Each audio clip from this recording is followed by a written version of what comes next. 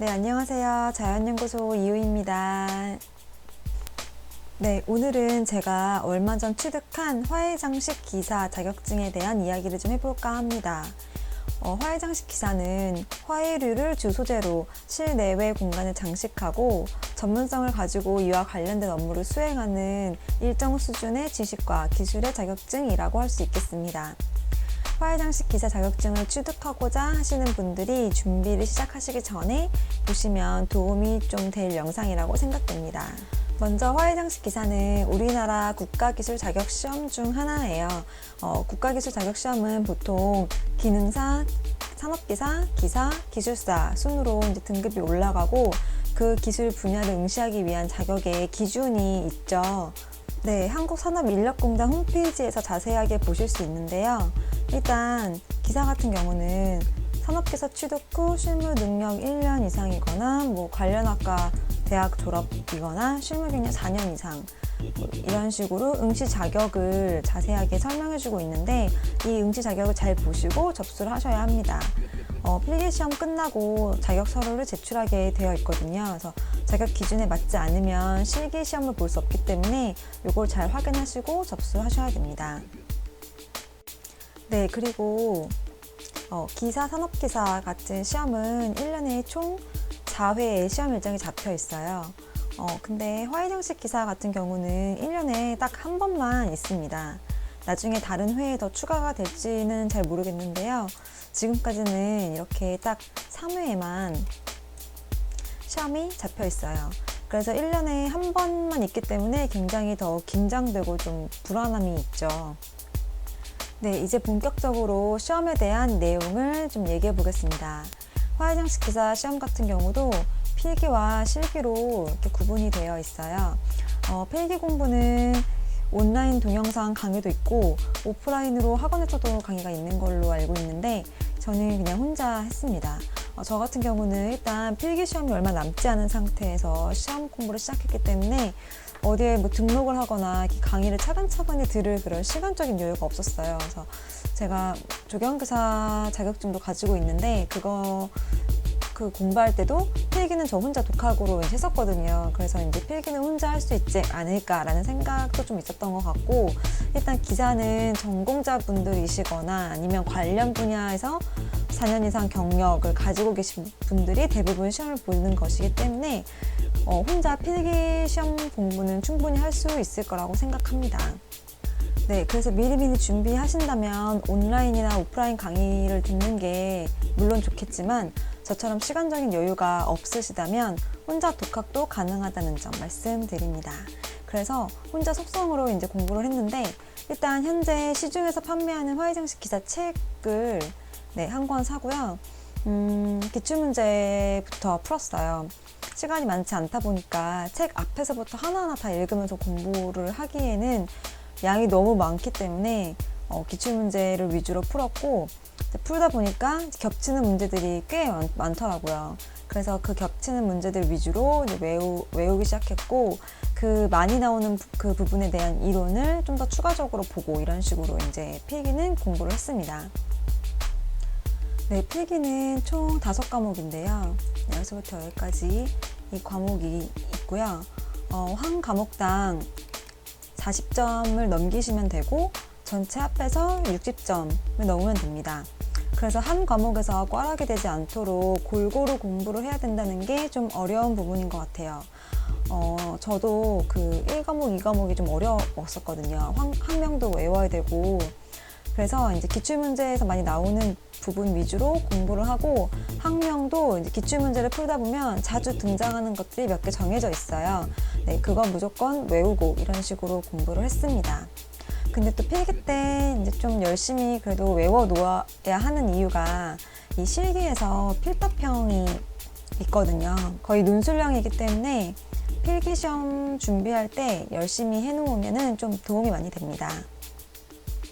네, 그래서 정리를 하자면 필기 시험은 기출문제 위주로 공부를 하고 자주 겹쳐서 나오는 부분은 무조건 외우시고, 그리고 전 과목을 골고루 공부를 하셔야 한다는 것입니다. 그리고 필기 시험을 본 후에 이제 응시 자격 서류 제출을 하시고, 네, 실기시험 이제 준비를 하면 되는데요. 네, 일단 실기시험은 또 필답형하고 작업형으로 이제 구분이 됩니다. 필답형 50점, 작업형도 50점 이렇게 해서 100점 만점이고요. 두 개 합쳐서 이제 100점 만점을 기준으로 60점 이상 받으면 이제 합격이라고 볼 수 있겠습니다. 그렇기 때문에 필답형도 무시 못하는 부분이에요. 필답형에서 적어도 30점은 받으셔야 좀 안전하다고 볼 수 있겠습니다.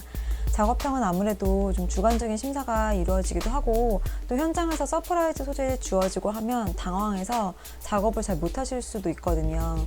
그래서 제 경험상 필답형 점수를 잘 받아 놓아야 마음이 좀 놓이고, 실제로 그 필답형이 40점 넘으시고 작업형 20점대 나와서 붙으신 분도 주변에서 봤어요. 네, 그만큼 필답형을 잘 공부하셔서 합격 점수에 가까워지게끔 만들어 놓으시는 것도 좋은 방법이다라고 말씀드리겠습니다. 네, 필답형은 거의 서술형이나 마찬가지예요. 문제가 나오면 그거에 대해서 아는 만큼 이렇게 쓰시면 되는데, 이때 핵심 단어가 들어가게끔 적는 것이 포인트입니다. 이것도 필기시험 공부와 마찬가지로 이제 기출문제 위주로 공부를 하면 되는데요. 서술형으로 이제 설명하듯이 써야 되는 거기 때문에 책을 전부 다 외울 순 없잖아요. 그래서 이제 기출문제를 풀면서 겹치는 문제들을 위주로 정리를 하시고, 자주 겹치는 문제들은 답을 통째로 이렇게 외우는 그런 형태로 공부하시면 됩니다. 예를 들어 갈란드를 설명하시오라는 문제가 2010년, 2012년, 2015년, 2017년 이렇게 4번이나 나왔었어요. 그래서 답을 통째로 달달달 외웠더니 올해 2019년도 시험에 또 나왔더라고요. 네, 이렇게 그 기출문제를 자주 풀다 보면은 자주 등장하는 그 문제가 있습니다. 그거는 무조건 외운다 생각하시고 자꾸 써가면서 그 핵심 키워드가 들어가게끔 쓰시면서 외우시면 좋습니다. 네, 그리고 또 한 가지 팁은 시험 당일날 사용하실 볼펜으로 계속 써보시는 것도 되게 도움이 많이 되세요. 아무래도 이제 익숙해지니까 시험 당일날 사용하실 볼펜으로 자꾸 써보시고, 시험 당일날 사용하실 볼펜은 그 볼펜인데 지워지는 볼펜 있잖아요. 그런 거 준비하시는 것도 좋습니다.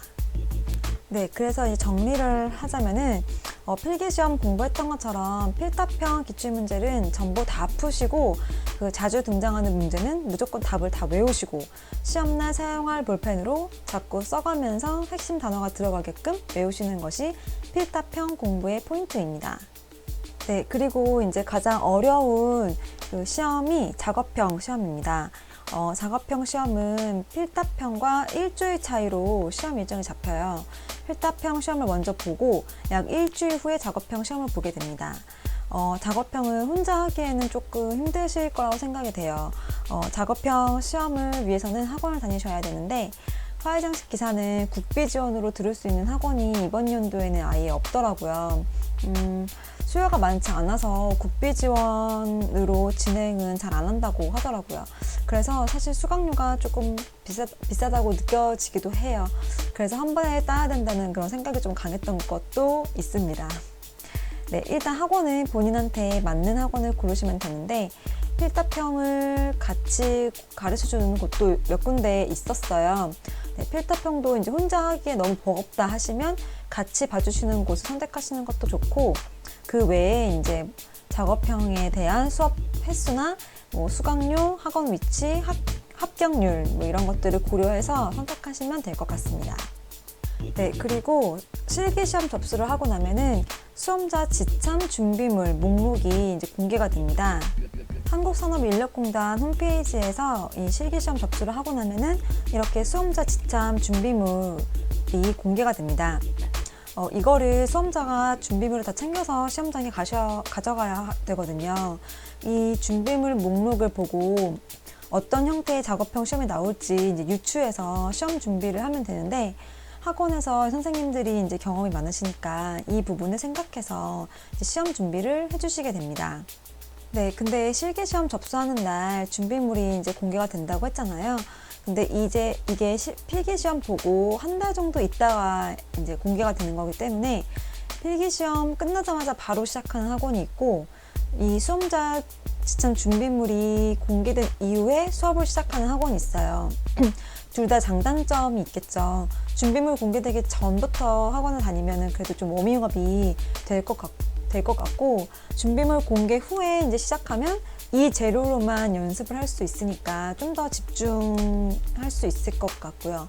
네, 저는 준비물 공개된 후에 시작하는 학원에서 준비를 했는데, 네, 시간이 조금 부족하긴 했었어요. 근데 이런 부분 다 고려해서 이제 본인한테 맞는 학원을 잘 선택하시면 될 것 같습니다. 네, 그러면 작업형 시험은 어떻게 준비해야 하는지 좀 더 자세히 말씀드리겠습니다. 작업형 시험은 일단 총 50점 만점에 도면 10점 그리고 작품 40점 이렇게 해서 50점 만점이고요. 문제가 주어지면 가지고 간 재료들하고 그 다음에 시험 당일날 서프라이즈 소재가 주어집니다. 문제에 맞게 이 서프라이즈 소재를 같이 잘 활용해서 작업을 하시면 되는데, 그 전에 이제 도면을 먼저 그려서 제출을 해야 됩니다. 그러니까 이제 문제가 주어지면 내가 뭘 만들지 이제 빠르게 머릿속으로 생각을 해서 그걸 도면으로 그리는 건데요. 40분 내에 그리셔야 돼요. 그래서 작품의 정면도랑 평면도를 이렇게 그리게 되는데, 네, 도면의 형식은 책에도 나와 있고 학원에서도 잘 알려주실 거예요. 여기서 빠르게 이제 하셔야 할 부분은 작품의 척도를 빨리 정하고 그 척도에 맞게 이제 정면도랑 평면도를 그릴 이 박스를 그리는 것입니다. 이 부분을 초반에 빠르게 잡아 놓으셔야지 나중에 시간이 모자르지 않습니다. 네, 그리고 재료들이 이제 공개된 후에 연습을 하시게 되니까 각 재료들을 빠르고 쉽게 그리고 예쁘게 그리는 나만의 방법을 좀 만들어 놓으셔야 돼요. 예를 들어 뭐 장미가 준비 재료라면은 저는 장미를 이렇게 지금 마우스라서 좀 힘든데 뭐 이런 식으로 그리는 방법을 저만의 빠르게 그릴 수 있는 방법을 이렇게 손에 익혀 뒀었어요. 네, 작품의 형태는 이제 뭐가 나올지 모르지만 재료들은 정해져 있으니까 그 재료들을 어떻게 빨리 그릴까 이거를 손으로 좀 많이 연습해서 익혀 놓으시면 좋을 것 같고요. 네, 그리고 색연필로 또 채색도 해야 돼요. 이것도 이제 소재들의 색상을 미리 정해 놓으시고 그 색으로만 채색도 연습하시는 것이 좋습니다. 네, 이거는 2005년도 기출문제고요. 제 1회 때 기출문제고, 이렇게 A3 사이즈 종이가 이제 주어집니다. 시험 당일날. 그때 이제 작품 어느 정도의 크기로 할지 생각하셔가지고 척도를 정하고 그 척도에 맞게 이제 그 정면도와 평면도의 사이즈를 잰 후에 이렇게 정면도, 평면도를 그리시면 되는 겁니다. 도면을 그리는 시간이 40분이나 있지만 생각보다 되게 부족해요. 문제를 보고 머릿속으로 상상해서 도면을 그려야 하기 때문에 생각하는 시간과 그 다음에 척도 계산하는 시간, 그리고 틀 만드는 시간, 정면도, 평면도 그리는 시간, 뭐 채색하는 시간까지 다 이걸 해야 되기 때문에 이 중에서 시간을 줄일 수 있는 부분을 꼭 만드셔야 됩니다. 네, 그리고 도면은 40분 그리고 나면 심사위원이 이제 걷어갑니다. 그러니까 도면을 보면서 작업을 할 수 없는 게 가장 어려웠던 부분이었어요. 도면을 다 그리고 이제 이거를 빨리 스캔해서 머릿속에 빨리 집어넣어야 됩니다. 도면과 작품의 그 일치성이 심사의 가장 큰 기준이라고 하더라고요. 네, 도면 제출하고서는 거의 곧바로 작업을 시작하라고 합니다. 그러면 도면에 내가 그린 그림 그대로 이제 만들기 시작하면 되는데요. 작업 시간은 총 90분이고요. 서프라이즈 소재 넣는 거 꼭 까먹지 마시고, 그리고 작품의 크기 계속 그 줄자로 확인하면서 네, 형태를 견고하게 만들어 나가시면 됩니다. 그리고 꽃의 위치도 도면에 그린 대로 작품에 네, 넣어야 되고요. 그리고 소재는 70% 이상 쓰라고 문제지에 나와 있어요. 그래서 가지고 간 소재들은 70% 이상 사용을 하고, 그리고 작품이 다 완성된다면은 이제 좀 들어봐서 견고하게 작업이 잘 되었는지 한번 확인하는 것도 중요합니다. 네, 그리고 그 시간 내에 90분 시간 내에 다 만드시고 자기 자리 청소하는 것까지 마치셔야 돼요. 그래서 이제 가시면 시험 당일날 큰 봉투를 이제 한 사람씩 나눠줬었거든요. 거기에 쓰레기 다 버리시고 자리 깨끗하게 정리하시는 것까지 네, 하시면 됩니다. 네, 화해장식 기사는 2005년에 처음 시험이 시행되었습니다. 그때부터 2019년까지 작업형 출제 문제를 보면은 이렇게 정리할 수 있는데요. 2016년도부터 계속 연달아서 테이블 장식이 나왔었어서 올해는 좀 다른 게 나오지 않을까 했었는데 2019년도에도 테이블 장식이 나왔었어요. 네, 이렇게 뭐가 나올지 모르니까 대비를 해놓는 게 좀 어려운 것 같아요. 모든 경우의 수를 다 대비할 수 없잖아요. 그래서 저는 마지막에는 작업 안 해본 것들 중에서 이제 가상의 문제를 몇 개 만들어 놓고 도면만이라도 연습하면서 대비를 좀 했습니다. 그러니까 상상해서 도면을 그냥 한번 그려보는 거죠. 그러다 보면은 너무 크기를 크게 했다든지 이렇게 하면 안 되겠다 이런 게 도면 연습만으로도 좀 보이더라고요. 네, 그래서 이제 좀 정리를 하자면 필기시험은 기출문제 많이 풀기, 그리고 필답형도 기출문제 위주로 자꾸 써가면서 외우기, 그리고 작업형은 도면과 작품의 일치성이 매우 중요하다는 점, 서프라이즈 소재 잘 활용하셔야 되고 빼먹지 않으셔야 되고, 그리고 작업형을 전부 대비를 못했을 경우에는 가상의 문제들로 도면 연습이라도 좀 하시면 많은 도움이 된다는 점입니다. 그리고 나머지 이제 기술적인 테크닉이랑 빠르게 만드는 그런 노하우 같은 것들은 선택하신 학원을 믿고 이제 열심히 배우시면 될 거라고 생각합니다. 네, 오늘은 국가기술 자격증 중에 하나인 화해장식 기사 자격증에 대한 이야기를 좀 해봤습니다. 합격 후기 내지는 저만의 공부 팁 정도라고 볼 수 있을 것 같고요.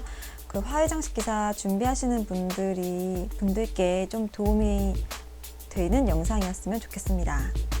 네, 그러면 저는 다음 영상에서 또 뵐게요. 안녕히 계세요.